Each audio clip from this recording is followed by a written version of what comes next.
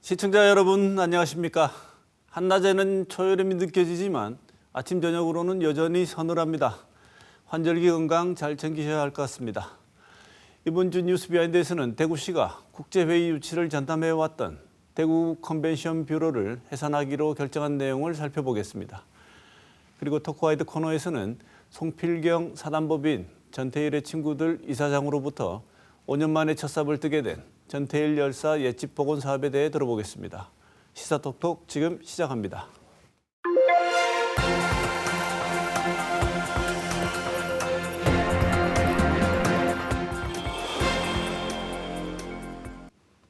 뉴스 비하인드 오늘은 대구시가 국제회의 유치를 전담해왔던 조직이죠. 대구 컨벤션 뷰로를 해산하기로 했다는 소식입니다.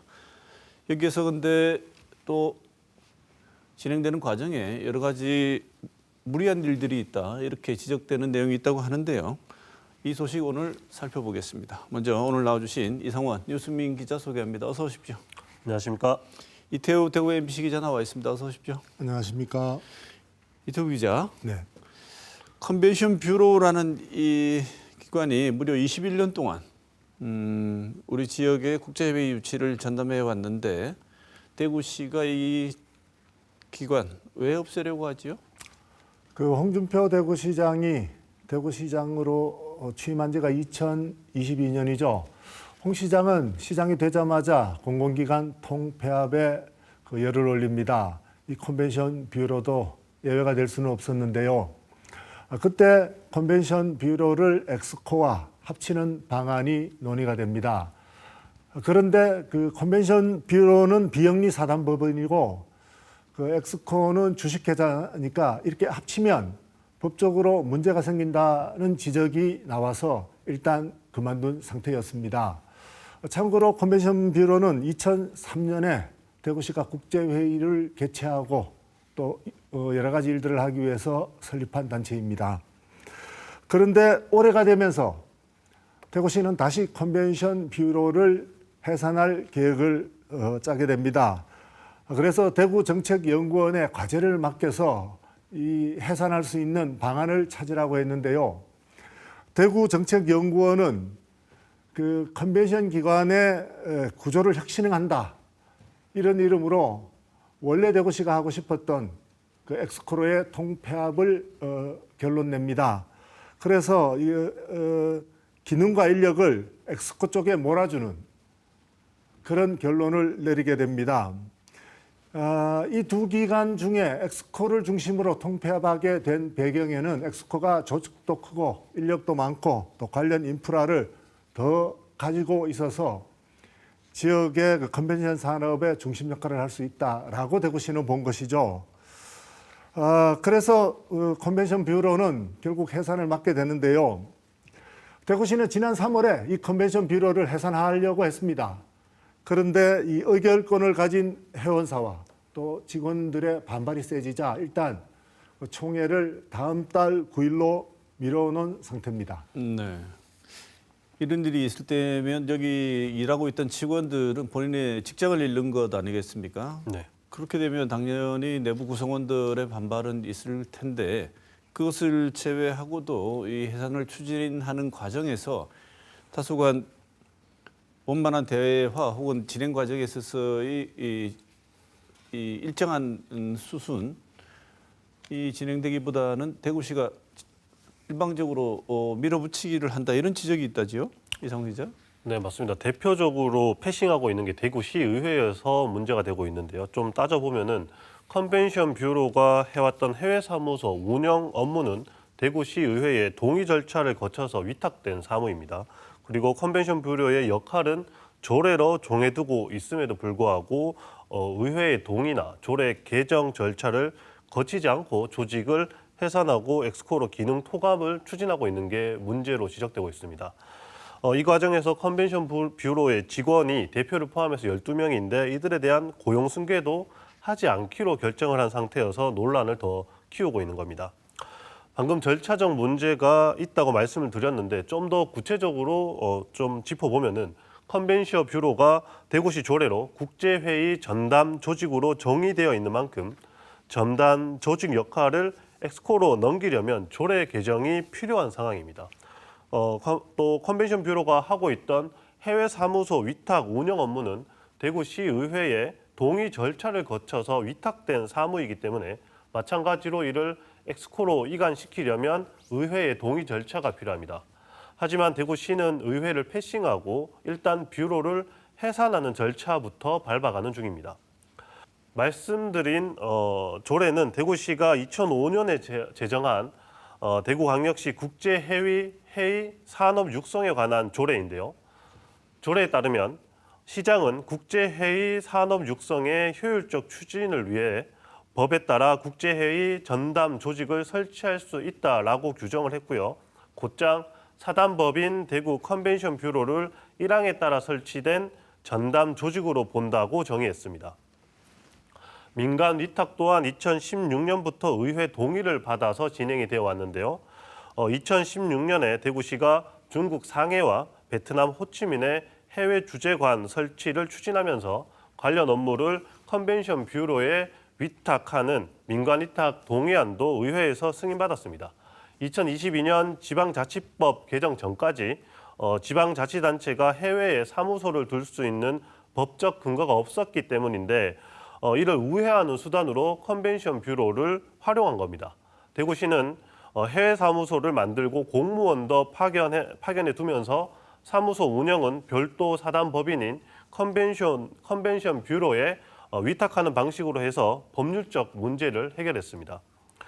좀 복잡한 것 같지만 다시 정리를 해보면 대구시는 조례로 대구시의 국제회의 산업 육성 효율화를 추진하기 위한 전담 조직을 컨벤션 뷰로로 정해뒀고요. 컨벤션 뷰로에 맡기는 해외 사무소 민간 위탁 운영도 지난 2021년에 2025년까지 연장해둔 상태입니다. 이 모든 과정은 대구시의회의 심의와 의결 절차를 거쳐서 결정이 됐습니다. 즉 대구 컨벤션 뷰로를 해산하고 그 기능을 엑스코로 이관하려면 조례를 개정해 국제회의 산업 육성의 효율적 추진을 위한 전담 조직을 엑스코로 변경할 필요성이 있고 기존의 컨벤션 뷰로가 위탁해야 하던 해외 사무소 운영 업무도 엑스코로 이관하기 위해서 마찬가지로 사무 위탁에 대한 대구시의회의 동의 절차가 필요합니다. 네. 이태우 기자, 네.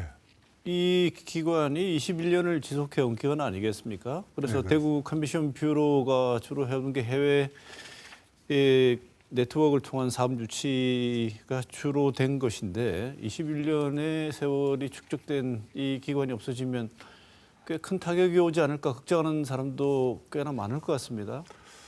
컨벤션 산업 그 전반에 걸쳐서 이번 사태를 매우 걱정하는 목소리가 큽니다.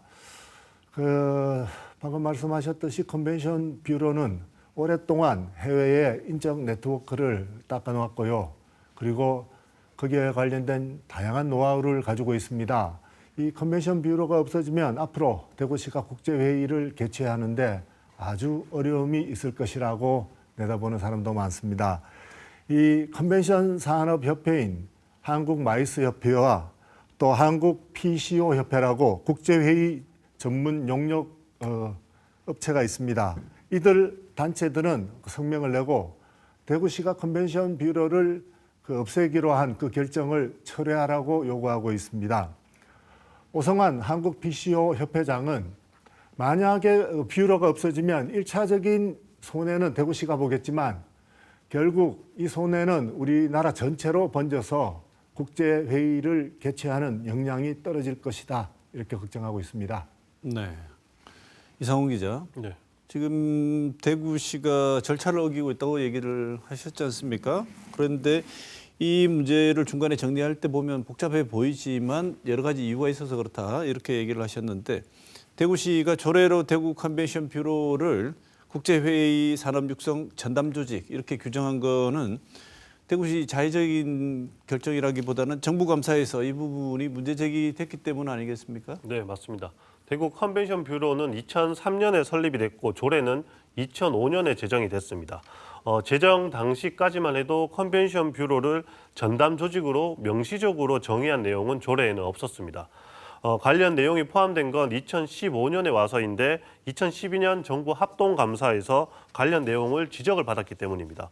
감사에선 특정 단체의 운영비를 포함한 보조금을 지원하려면 법률 근거와 특정 단체, 전담 조직의 설치와 지원에 관한 조례를 제정해 법적 근거를 명확히 해야 하지만 대구시는 법적 근거를 명확히 하지 않은 채 대구 컨벤션 뷰로에 보조금을 지원했다는 결론을 내렸습니다. 이후 대구시는 국제회의 산업육성조례 개정을 추진을 한 끝에 2015년에 방금 그래픽으로 보신 것처럼 사단법인 대구 컨벤션 뷰로를 제1항에 따라 설치된 전담 조직으로 본다라는 규정을 신설했습니다. 감사 지적과 조례 개정 이유 등의 근거를 해보면 대구시가 대구 컨벤션 뷰로를 해산하고 그 업무를 엑스코로 이관해 예산을 지원하려면 마찬가지 절차를 거쳐야 할 것으로 보입니다. 현행대로 이렇게 해산을 추진을 한다면 법률에 근거한 조례상으론 전담 조직이 컨벤션 뷰로라는 정의가 남은 상태에서 실제 전담 조직은 엑스코로 변경되는 사실상 위법적인 상황이 연출됩니다. 법을 누구보다 잘 안다고 말하고 있는 홍준표 시장 체제의 대구시가 위법적인 행정을 하는 것으로 보일 수 있습니다. 그 다른 측면에서는 노동자들의 그 생존권도 문제가 되고 위협이 되는 것입니다. 대구시가 의회를 패싱하고 이 뷰로를 해산하는 과정에서 십수년 동안 일해온 노동자들은 졸지에 직장을 잃게 되는 것입니다. 그 컨벤션 뷰로는 그 대표를 포함해서 12명밖에 되지 않은 아주 작은 조직입니다. 대표는 정무직이라서 실질적인 직원은 11명이라고 봐도 되는데요. 대구시는 이들의 고용을 승계하지 않기로 했습니다.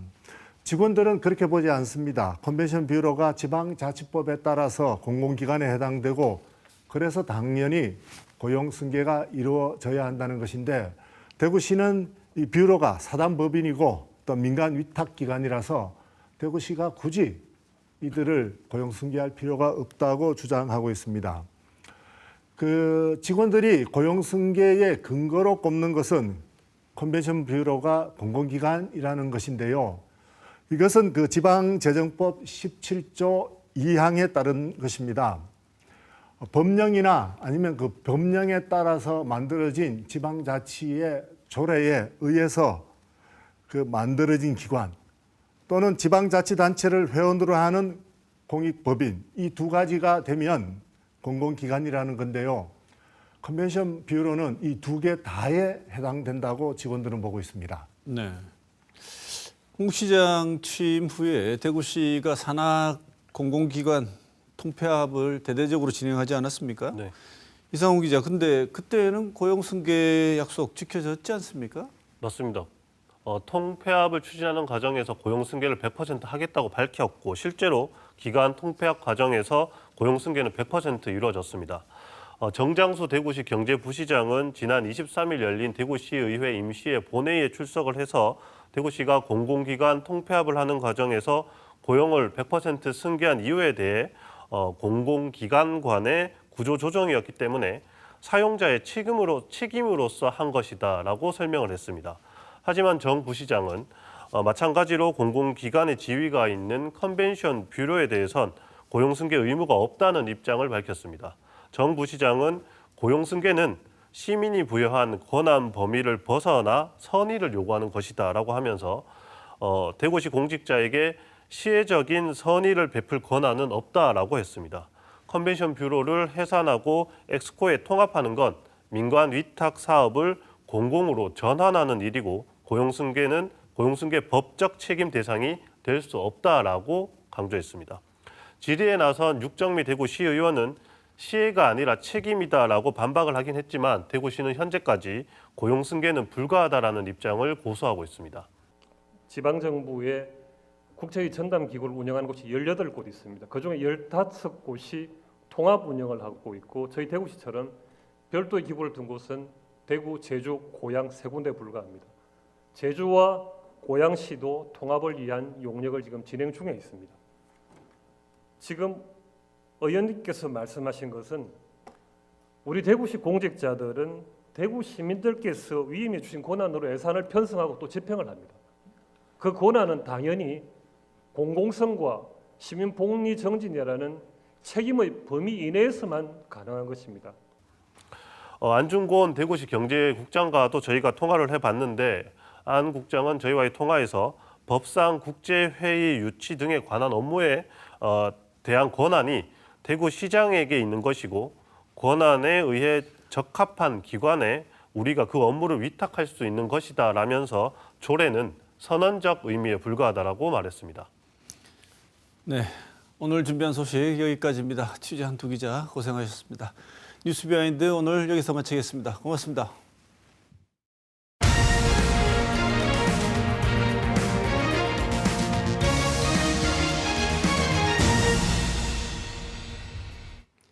우리나라 노동운동의 상징 전태일 열사의 옛집을 복원하려는 움직임이 있습니다. 오늘은 전태일 열사의 정신과 옛집 복원의 의미에 대해서 이야기 나눠보겠습니다.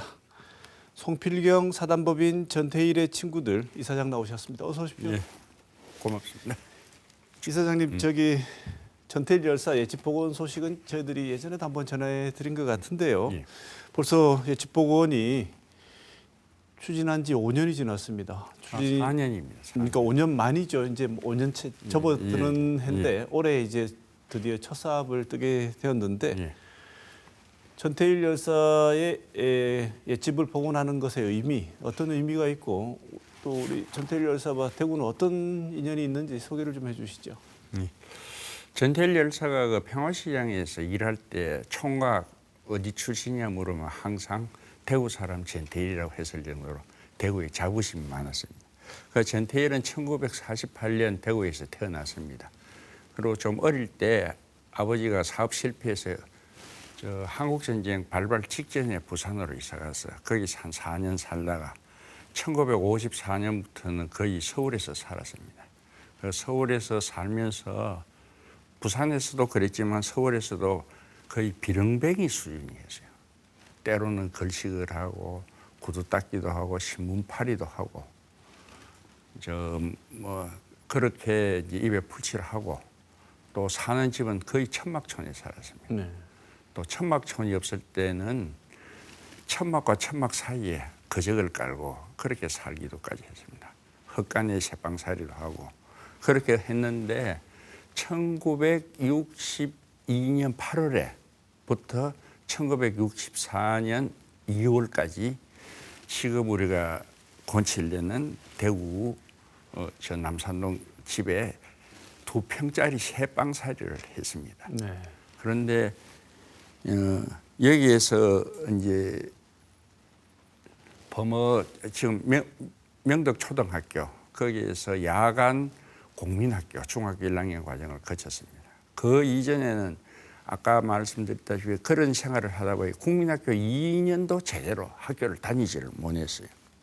그래서 이제 하고 난 뒤에 여기에서 떠나서 이제 1964년도 이제 서울 가서 거기에서 또 비렁뱅이 생활을 하다가 65년도에 평화시장에 이제 드디어 그거를 직업을 얻어서 갔습니다. 그 뒤에는 이제 쌍문동 마지막까지는 그 쌍문동 공동묘지터 천막촌에 살다가 그 벽돌 브로크 벽돌 집에 그 묵어가로 그렇게 살다가 생을 마감했습니다. 네.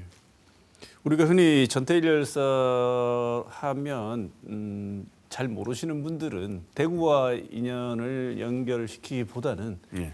뭐 평화시장, 서울 평화시장 그다음에 청계천, 예. 창신동 이렇게 재단사로 일하던 그 곳 이렇게 보통 연결을 많이 시키는데 예. 생각보다는 대구에 대해서 이렇게 인연이 좀 있었던 것 같습니다. 그래서 대구에서 이런 기증 사업을 해야 된다고 생각하시는 이유가 그런 점에서 있는 것 같은데 그건 좀 이따 잠깐 예. 말씀을 또 듣기로 하고요. 이 사업을 추진하는 곳 전태일의 친구들 재단 모르시는 분들이 많을 것 같아서 이사장님께서 전태일의 친구들이라는 이 사단법인이 어떤 곳이고 어떤 방식으로 운영되고 기념사업은 어떻게 추진할 것인지 소개를 먼저 좀 해주시죠. 아까 말씀드렸다시피 거의 뭐 비렁뱅이 생활을 하다 보니까 삶의 흔적들이 재개발로 거의 다 없어졌습니다. 완전히. 자기 사업장인 평화시장을 제외하고는 유일하게 남아있는 곳이 요 대구에서 남아있습니다. 그래서 전태일 정신을 복원하려면은 뒤에 말씀드리겠지만 전태일이가 왜 대구에서 어떤 의미를 갖고 있었느냐. 바로 그 의미가 전태일의 정신입니다.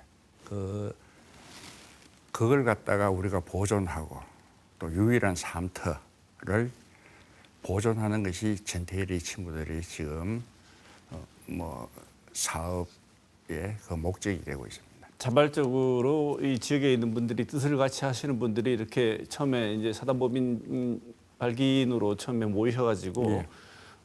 회원들도 모집하시고 예. 해서 그 기금으로 운영되는군요. 네, 그렇습니다. 그다음에 다른 어떤 이런 그 맷집 보건 사업을 하기 위해서 다른 여러 가지 사업을 하셨을 텐데 사업은 지금 현재는 순수하게 시민 헌금으로만 지금 이루어지고 네. 있습니다. 회원이 몇 분이나 되시죠?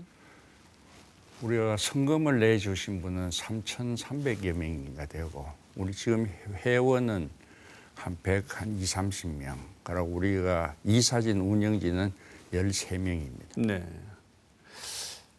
특별한 인연이 있으셔서 전태일 열사 예집 보건 사업을 주도적으로 추진을 하시는 거 아닌가 이런 생각을 해볼 수 있는데 이사장님 왜 전태일인가라는 책도 쓰시고 예. 어쨌든 책 수익금 전부 다 재단 기부하셨다고 들었습니다. 그런데 선생님 본업은 또 치과의사 하시라고. 네. 그래서 더 이렇게 궁금해지는데요. 치과의사시고 본업을 진행하시는 중에 왜 전태일 열사에 대해서 이렇게 각별한 관심이 생기기 시작했고 이런 사업을 추진하겠다고 마음을 먹은 계기가 있다면 어떤 게 있을까요? 제가 70년대 거의 고등학교와 대학 생활을 했습니다. 그러니까 근 9년 동안을 고등학교 하면서 우리 시대 1970년대는 민주화 요구가 굉장히 거셌습니다. 그래서 대학 다니면서 이런 사회의 모습을 보게 됐고 또 1970년이니까 저는 전태일을 분명히 기억을 하고 있었어요. 그런데 이게 무슨 의미인지는 그 당시에 몰랐지만은 1980년대 사회생활을 이제 들어가고 또 개업하면서 제가 시민운동을 하게 됐습니다. 그 시민운동을 하면서 느낀 점은 전태일이가 우리나라의 민주화 발전에 아주 커다란 공헌을 했다는 것을 알게 되었고 그래서 전태일에 대해서 관심을 가지게 되었습니다. 네. 그게 계기가 돼서 본격적으로 예. 다른 사업보다는 전태일 열사를 기념하는 사업에 좀 더 치중하고 집중을 하셔서 지금 전태일의 친구들이라는 이 재단도 이끌고 계신 것 같은데 방금 말씀을 주셨습니다만 전태일이라는 이 이름이 우리 노동운동에서도 가장 중요한 이름이고 전태일 열사가 이후에 남긴 게 굉장히 많다고 말씀을 주셨는데 당시 전태일 열사가 분신하던 당시를 생각해 본다면 그때 시대상 예. 짐작할 수 있는 거 어떤 내용이 있을까요? 그래서 이제 뒤에 제가 전태일 책을 보면서 알게 되는 건데 전태일이 아까 말씀드렸다시피 우리 사회에서 가장 밑바닥에서 살았습니다. 학교도 못 다니고 집도 없이 길가에서 걸식을 하면서 살았는데 그러다가 이제 어느 정도 나이가 되니까는 이제 취직을 하게 돼서 16살에 평화시장에 취직하게 되는데 자기도 그렇게 못 살고 했는데 당시 그 시다라는 어린 여성 노동자들이 삶을 보고 이 사람이 커다란 충격을 받았습니다. 그 시다의 월급이 하루에 14시간에서 16시간 일합니다. 휴일은 없습니다. 이틀, 한 달에 이틀. 그리고 그 봉제 공장 작업장은 정말 열악했어요. 실풀이 펄펄펄 날리는 그쪽에서 환기통도 없이 한 층을 1.5m로 나누어서 아주 허리도 제대로 못 피는 그 과정에서 일을 하는데 하루 일당이 50원이었습니다. 그 당시 이른바 요즘은 없어졌지만 다방 커피라고 있었어요. 그 젊은 여성들이 서비스를 한 그 다방 커피에서 차값이 50원이었습니다. 네. 그리고 거기에다가 이제 계란 띄운 상화차를 먹으면 200원이었어요. 그런데 16시간 일하고 커피 한 잔 값이라 하는 것은 이 전태일이가 봤을 때 너무나 충격적이었고 자기도 그 정도에 있지만은 이래서는 안 된다 하는 그런 연민이 생기기 시작했습니다. 그러한 연민이 나중에는 커다란 사상적 발전을 하게 됩니다. 네. 이 전태일 열사의 그 당시 분신할 당시의 상황을 말씀을 주셨는데 어떻게 보면 지금 우리가 누리고 있는 이 경제 발전 이후의 성과의 밑받침은 그런 일당 50원 받고 일하던 여공들 그리고 많은 노동자들의 어떤 피와 땀이 밑바탕이 된 게 아닌가 이런 생각이 들게 되는데요. 전태일 열사를 흔히 이야기할 때 노동운동은 전태일 열사 전과 후로 나뉜다고 이렇게 얘기를 많이 합니다. 그만큼 전태일 열사가 노동운동에 끼친 영향이 큰데 그 이유는 전태일 열사가 가지고 있던 전태일 정신 때문 아니겠습니까? 예. 이사장님 보시기에 전태일 열사의 전태일 정신 어떤 거라고 보십니까? 우리 사회에서 가장 강렬하게 영향을 끼친 것은 아까 어린 여성 노동자들에게 대한 그 연민으로서 근로기준법을 준수하라. 그리고 인간은 기계가 아니다. 우리를 기계 취급하지 마라라는 이 유언을 남긴 이게 당시에는 우리나라에서 그때 평화시장 옆에 서울법대가 있었어요. 상대와 법대가 있었는데 그 학생들에게 어마어마한 충격을 준 겁니다. 이게 몰랐다기보다는 한 노동자의 그 외침이 사실 충격을 주었는데 그럼으로써 우리나라의 노동운동이라든가 민주화운동이 적어도 브루스 커밍스 같은 사학자들은 한 몇십 년이 앞당겨졌지 않느냐 그런 하는데 제가 이제 전태일을 오랫동안 이제 이 전태일의 자료를 충분히 봤습니다. 그래서 제가 본 전태일의 정신의 본질은 이거였어요. 전태일이가 천막촌에 살면서 길가에 버려진 무말랭이, 곰팡이 핀 무말랭이를 들고 집에 가서 씻어서 그거를 소금을 쳐서 그렇게 먹었습니다. 얼마나 그 비참한 생활했습니다. 그런데도 그래서 제가 전태일 동생 전태삼 선생한테 물어봤어요. 형님이 어떻게 그렇게 살면서도 어떻게 연민을 나타낼 수 있었나 하니까는 전태일이가 이런 말을 합니다. 이거는 제가 하는 전태일 정신의 핵심인데 제가 한번 읽어보겠습니다. 불우했던 과거를 원망만 하면 그 불우했던 과거가 삶의 영역에서 사생활가 되는 것이 아닌가. 우리는 불우했던 과거를 간직해야 된다. 그리고 다시 그곳에서 우리의 꿈과 이상과 비전을 가지고 불어넣을 희망의 새로운 미래로 바꿔야 한다. 요거는 동생한테도 이야기하고 수기에도 남아있는 글입니다. 네.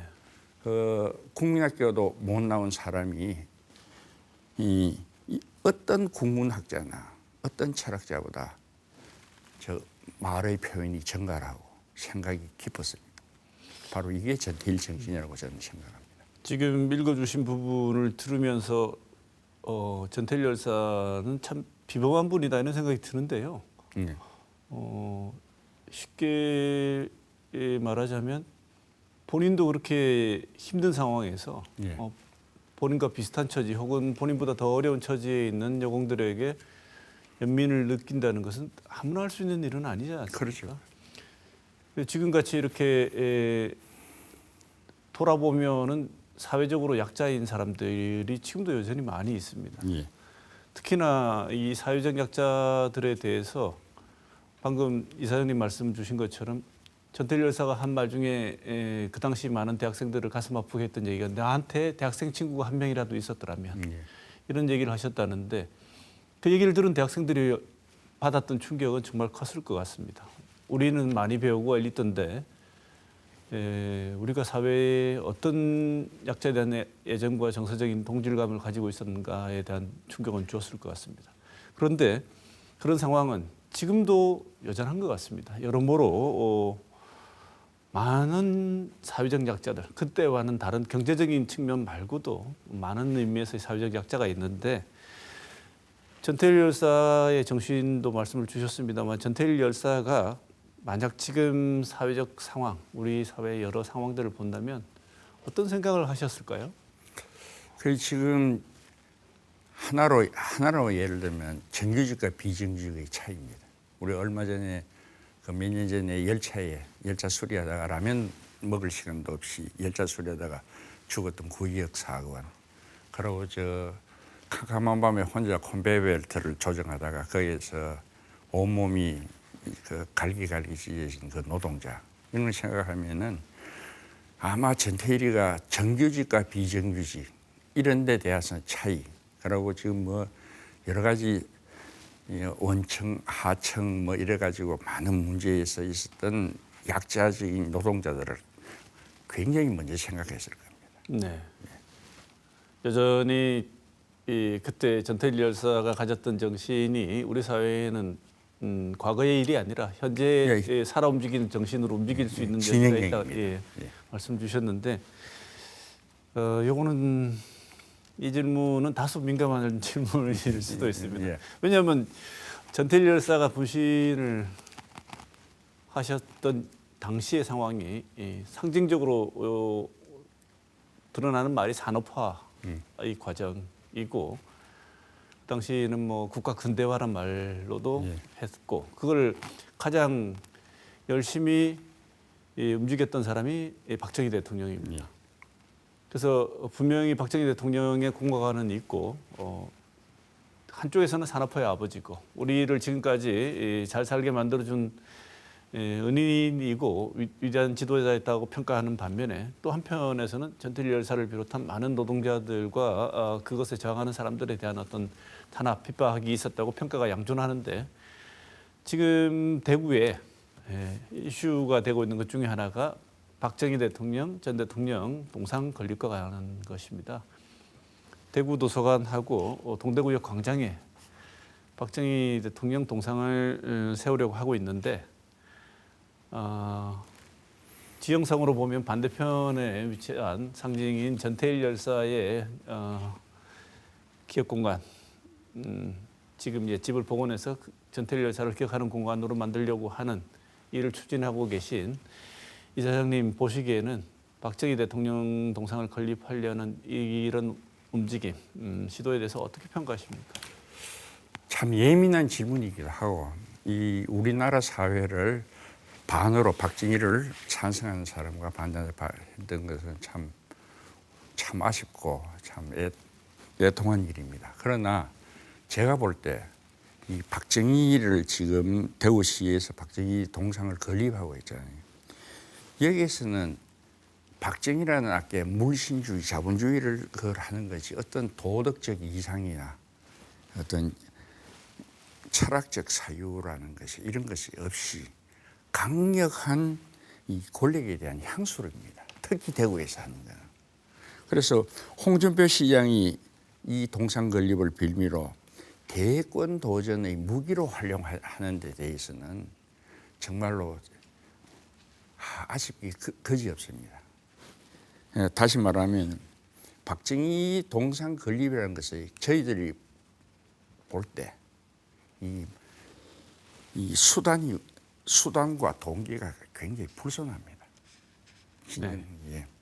여러 측면에서 봤을 때 10분 그 정신, 박정희 대통령의 공을 평가하려는 의지를 생각해 주더라도 지금 상황에서 이루어지는 것에 대해서는 평가가 박할 수밖에 없다 이렇게 말씀을 주셨는데 한 개인의 욕심이. 네. 그러면 역으로 이사장님께서는 전태일이야말로 대구를 상징하는 인물로 생각한다. 그리고 되어야 한다. 이렇게 말씀을 많이 해오신 걸로 알고 있습니다. 왜 그런가요? 전태일이 제가 자료를 한 원고지로 하면 한 2만 매 가량을 제가 읽어봤습니다. 여기서 다 자세히 할 수 없고 지금 가장 중요한 전태일 사상을 알 수 있는 전태일 평전을 봐도 그걸 다 담을 수가 없어요. 그리고 그 뒤에 조영계 변호사가 돌아가신 뒤에도 여러 자료가 있고 이런 데서 봤을 때 지금 단순하게 노동투쟁가로만 볼 수 없다는 게 아까 조금 전에 제가 말씀드린 바입니다. 그래서 전태일의 존재를 더 자세히 보게 되면 우리 시대의 지혜의 원천이었습니다. 가장 먼저 이 어떤 사회든지 모순은 있습니다. 우리가 지금 하고 있는 것은 자본주의 사회. 이 자본주의 사회에서 모순을 가장 통찰력 있게 바라봤습니다. 이게 이제 여러 그 수많은 글에서 그게 다 나타납니다. 단순하게. 그래서 지혜의 원천이었고, 그러고 어린 그 여성 노동자를 먼저 생각했던 것은 도덕적 사유의 그 모범입니다.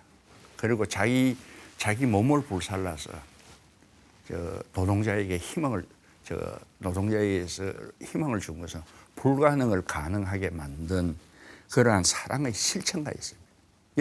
바로 이것이 제가 방금 세 가지 말씀이 전태일 정신이라고 봅니다. 네. 지금 이사장님 말씀을 들으면 단순히 전태일 열사를 노동운동의 상징으로 하고 거기에서 그치는 것은 전태일 열사의 전태일 정신을 어떻게 보면 아주 축소해 버리는 거다. 전태일 열사를 기려야 하는 이유는 노동운동의 기폭제가 됐다, 상징이 됐다가 아니라 그것도 매주 중요한 요소지만 거기에 더 넘어서 인간에 대한 보편적인 사랑, 그리고 본인을 희생해서 그 다음 단계로 넘어갈 수 있도록 희생한 그 숭고한 희생 정신이 보통 사람이 할 수 있는 것이 아니다, 이렇게 보이는데, 그 정신을 예집을 복원하게 되면 많은 사람들이 좀 느끼고 이렇게 해서 전태일 열사의 뜻이 좀 잘 전해질 수 있는 그런 공간이 되었으면 좋겠는데, 아까 말씀하셨지만 셋집에 사셨다고 하지 않았습니까? 그럼 일반 분들이 방문을 하셔가지고 그 작은 방의 크기, 또 평짜리 방의 크기를 직접 보실 수도 있고, 아니면 또 다른 기업 공간의 형태로 진행될 수도 있는데, 지금 어떤 방향으로 진행되고 있는지요? 그리고 어느 정도 진행이 됐는지도 소개를 좀 해주시죠. 먼저 우리가 그 복원하는 것은 2평에 아버지가 생계인 미싱 2대를 놓고 6가족이 살았습니다. 이건 우리 지금은 요 탁자도 이 정도밖에 안 되는 참 안 되는 여기서 살았지만은 전태일이가 남긴 글 중에서 여기에 대한 추억이 거의 기본이 되어집니다. 그 기본이 뭐냐면 첫째, 배우기를 무척 좋아했는데 사정상 배우지를 못했어요. 그 거리에서 비렁뱅이 생활. 그런데 여기에서 바로 옆에 한 300m 떨어진 명덕초등학교에 청옥 고등공민학교가 있었습니다. 여기서 야간인데 선생님으로 대학생이었고, 여기에서 첫째 공부를 할 수 있었다는 점. 두 번째는 거리에서 비렁뱅이 생활을 하니까는 친구들이 없잖아요. 그럼 있을 수도 없고. 그리고 여기에서 그 15살 전후 바로 그때 친구를 사귀게 됐습니다. 그 친구들이 삼총사라고 이 죽기 전까지 그 친구들을 잊지 못하고 그 우정을 간직했습니다. 세 번째는 참 그 청춘의 나이, 피 끓는 이 청춘의 나이 때 같은 거부인 이 김예분이라는 것을 짝사랑을 느꼈어요. 그래서 인간적인 어떤 모든 자기가 할 수 있던 거, 물질적인 그런 것은 하지만은 정신적으로 충족할 수 있던 것은 바로 이 집에서 전태일이가 형성을 했던 것입니다. 그래서 이 집은 어떻게 보면 전태일 정신이 배태되고 육성되는 자양분이 된 그런 장소고 공간이고, 그런 의미에서 대구는 그 어떤 곳보다도 전태일과는 뗄 수가 없는 공간인 것 같습니다. 그래서 이 공간을 설계하실 때도 좀 그런 것들이 이렇게 잘 드러나거나 경험할 수 있도록 이 진행을 하실 것 같은데, 하나 지금 구체적으로 나와 있는 어떤 공간의 배치 계획이라든지 이런 거는 진행되는 게 있는지요? 저는 세계 여행을 하면서 중요 유적지를 제가 뭐 어떤 구경보다 중요 유적지를 일해봤는데 복원의 가장 중요한 건 원형을 보존하는 겁니다. 그래서 이걸 갖다가 부수고 새거물 세우고 뭐 이런 게 아니라 그 사람이 숨쉬던 그거를 재현하는 겁니다. 그 재현 상태를 보고 찾아온 사람이 아 저렇게 살면서도 위대한 희망을 가졌었구나 하는 그런 교훈을 줄 수 있는 장소로 바꿀 겁니다. 네. 만들려고 합니다. 예. 지금 5년째 접어들었는데요. 건립 과정이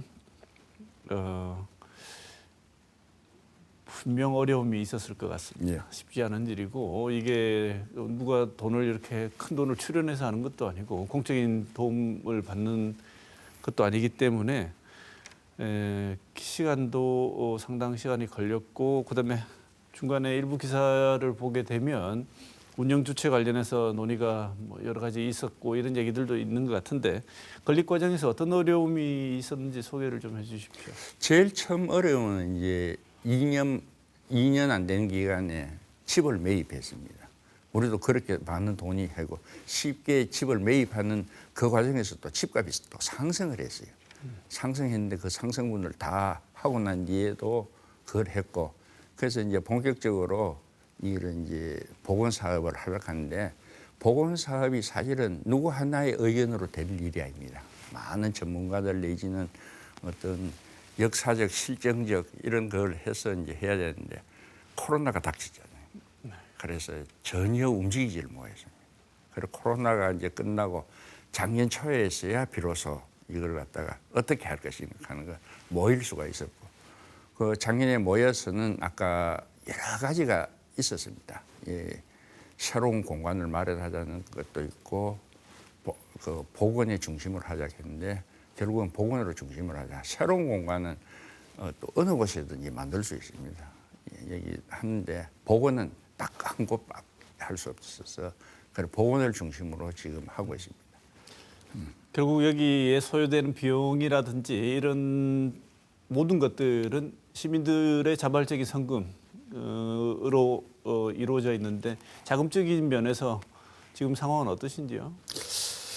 지금 대구 그러면 한국에서 정치적으로 가장 보수적인 지역이고 이런 보수 지역에서 한국 자본주의의 그 도덕성에 대한 이 전태일은 질문을 한 사람입니다. 자본주의가 이래 발달해도 되느냐 하고 도덕적 질문에 대해서 아마 대구 사람들은 그 시민적 의식이 괴리가 좀 있다고 봅니다. 거기에서 어려움이 일단은 제일 많고 그게 그게 아니라 우리가 자본주의라도 더 선한 자본주의로 갈 수 있다 하는 이 전태일을 통해서 그렇게 바뀔 수 있다 하는 거기에 대해서 대구 시민이 좀 기대해 주시고 두 번째는 아까도 말씀드린 전태일이라는 사람을 노동투쟁가로 바라볼 때는 전태일이라는 그 사람이 지녔던 사상을 너무 협소하게 봅니다. 협의하게 봅니다. 자신을 희생해서 사회적 약자에게 더 많은 관심을 보내는 것은 우리가 인류에서 가장 위대한 종교의 하나인 그 그리스도교의 못지않은 정신입니다. 그 정신을 기렸으면 하는 바람으로 우리는 이 전태일의 친구들은 전태일 그 기념관을 세우려고 합니다. 네. 지금 여전히 어려우시죠? 많이 어렵습니다. 네. 많은 관심 있는 분들 오늘 말씀하신 내용을 보면 단순히 노동운동가라기보다는 우리가 훨씬 더 많이 이 전태일 정신에 대해서 배우고 마음에 담고 깨닫는 계기가 되는 많은 내용들을 가지고 계신 분인데 좀 더 많이 널리 알리고 전태일사를 그런 면에서 더 기념하고 발견할 수 있는 계기가 됐으면 좋겠습니다. 오늘 송필경 사단법인 전태일의 친구들 이사장 모시고 전태일 여사의 정신 우리가 몰랐던 얘기부터 지금 진행하는 상황 좋은 말씀 들었습니다. 이사장님 고맙습니다. 예, MBC에서 이런 자리를 마련해 주셔서 고맙습니다.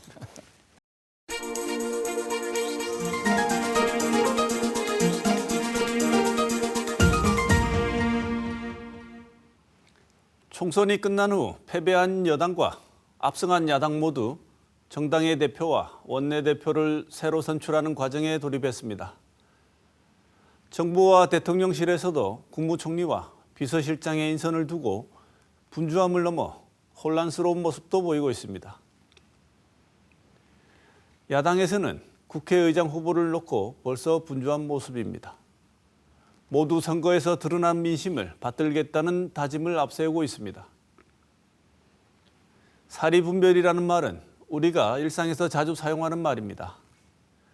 드러난 일의 숨은 가닥을 살펴 옳은지 그른지 살피는 일을 말하기도 하고 일의 진행 상황을 살펴 그 앞뒤의 체계가 맞는지 그른지를 따지는 것을 말하기도 합니다. 그런데 이 말이 자신의 처신과 언행의 알맞음을 경계하는 것으로 쓰이면 선의의 말일 수 있지만 그것을 타인에게 적용하고 그렇지 못한 인간을 비웃는 말에 쓰이는 순간 이는 고통스러운 규범이 될 수도 있습니다. 그래서 제 주장과 판단이 옳고 이를 고집하는 마음을 분별심이라고 하고 이는 극복해야 하는 대상이기도 합니다. 그런데 선거에서 패배한 이유와 승리한 이유에 대해 답하는 과정을 보면 여당과 야당 모두 민심과 현 상황에 대한 사리분별이 잘 되고 있는지 의심스럽습니다. 은행 대출금 연체율은 8년 내 최고 수준이고 물가를 비롯해 민생을 위협하는 폭탄들이 언제 터질지 모르는 상황입니다. 자영업자들의 한숨은 이제 비명이 되고 있습니다. 지금 상황에 대한 정치권의 사리분별은 의심스럽고 내 생각을 관찰하고 해야 말겠다는 분별심만 더 커지는 것은 아닌지 걱정스럽습니다. 이번 주 시사톡톡은 여기서 마치겠습니다.